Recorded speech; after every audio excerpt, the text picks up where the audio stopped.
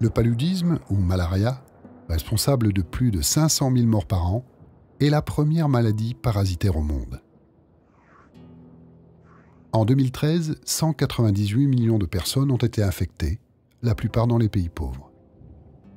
Le paludisme touche près d'une centaine de pays, particulièrement dans les zones tropicales.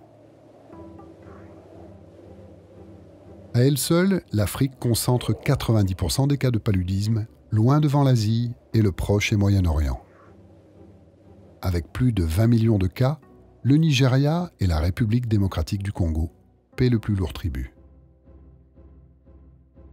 Heureusement, depuis 10 ans, la mortalité due au paludisme a baissé de moitié dans le monde, et en particulier en Afrique. Plusieurs facteurs expliquent ces progrès.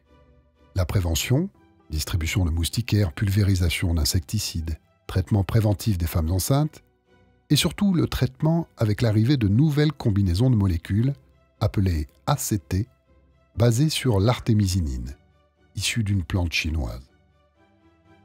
Même si le nombre d'enfants infectés a lui aussi diminué de moitié, les enfants restent les principales victimes de la maladie.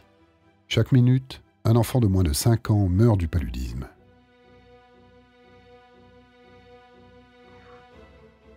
En 2013, 79 des 88 pays où le parasite sévit ont adopté dans leur programme de santé les derniers médicaments en date, les ACT.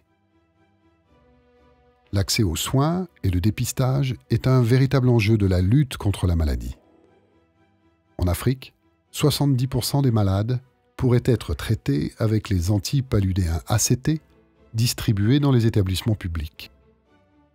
Mais comme la majorité des enfants qui souffrent de fièvre ne voient jamais de médecin, seulement 26% d'entre eux ont reçu un ACT en 2013.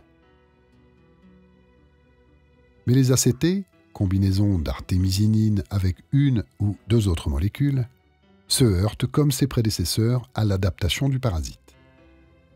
Récemment, des cas de résistance à ces ACT sont apparus au Cambodge, au Laos, en Thaïlande, au Myanmar, anciennement la Birmanie, et au Vietnam.